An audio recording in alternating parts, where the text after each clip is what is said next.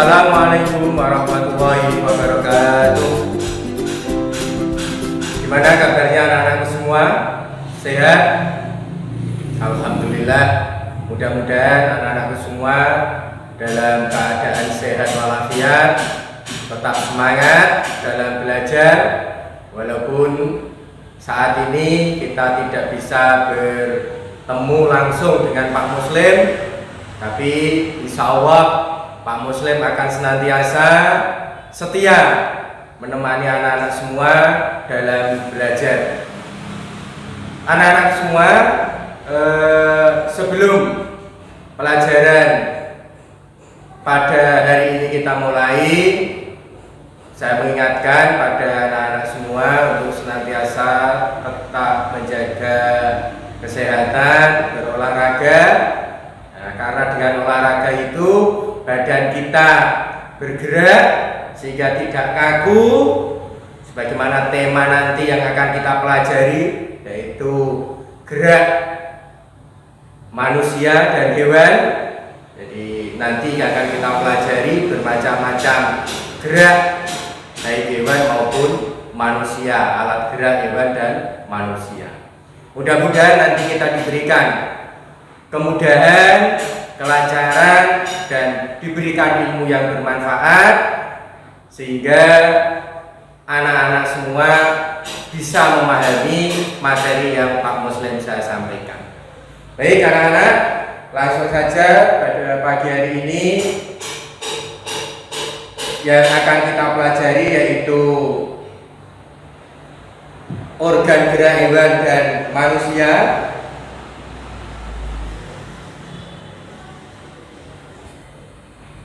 Baik anak-anak, untuk hari ini yang akan kita pelajari adalah organ gerak hewan, alat gerak hewan dan manusia. Jadi alat gerak yang dimiliki oleh hewan dan manusia itu ada dua macam. Yang pertama yaitu alat gerak aktif. Alat gerak aktif ini berupa otot. Kenapa otot disebut alat gerak aktif? Karena otot dapat bergerak. Sedangkan yang kedua, alat gerak pasif, yaitu tulang. Tulang disebut alat gerak pasif karena tanpa gerakan otot, tulang tidak dapat melakukan gerakan. Jadi ada dua alat gerak yang terdapat pada manusia dan hewan, yaitu alat gerak aktif dan alat gerak pasif. Alat gerak aktif yaitu otot dan alat gerak pasif yaitu tulang. Kemudian alat gerak dan fungsinya. Alat gerak hewan dan fungsinya. Alat gerak hewan disesuaikan dengan aktivitas dan tempat hidupnya. Perhatikan anak-anak, tabel hewan beserta alat geraknya di bawah ini. Ikan bergerak menggunakan sirip dan ekor. Fungsinya adalah untuk berenang karena ikan tinggal di air. Kemudian yang kedua yaitu hewan amfibi. Alat geraknya berupa kaki. Fungsinya untuk berjalan, melompat dan berenang. Kemudian yang ketiga reptil. Alat geraknya kaki, otot perut, kemudian kaki dan dayung. Kalau kaki biasanya seperti buaya, otot perut ular, kaki dayung dimiliki oleh penyu. Fungsinya untuk berjalan, merayap, memanjat dan berenang. Kemudian yang keempat burung. Alat geraknya yaitu sayap. Kemudian yang kelima mamalia, yaitu alat geraknya kaki seperti kerbau, sapi, kuda, sirip, paus dan lumba-lumba. Fungsinya untuk berjalan, melompat dan berenang. Kemudian alat gerak pada hewan vertebrata dan hewan avertebrata.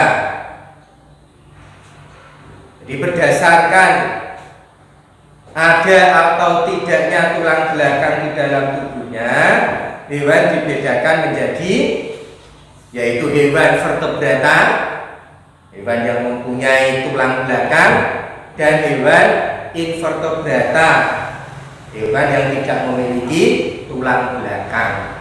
Contoh hewan vertebrata adalah kelinci, kucing, paus, ular, dan kakak.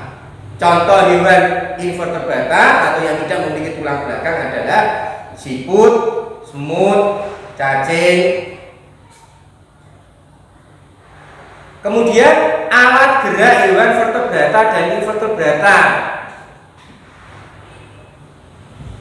Jadi perbedaan antara hewan vertebrata dan invertebrata adalah vertebrata memiliki tulang belakang, invertebrata tidak memiliki tulang belakang. Kemudian memiliki bagian tubuh yang umum seperti kepala, leher, dan badan. Kalau invertebrata memiliki anatomi tubuh yang masih sederhana. Kemudian memiliki alat pencernaan yang memanjang mulai dari mulut sampai alat pembuangan. Kemudian yang invertebrata memiliki alat pencernaan yang masih sederhana. Contohnya tadi invertebrata, contohnya cacing, serangga, dan hewan lunak.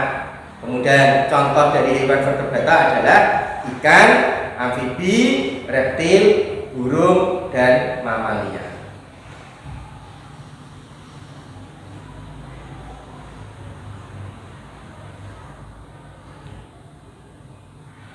Anak-anak, demikianlah materi IPA pada hari ini, yaitu alat gerak hewan dan manusia serta fungsinya.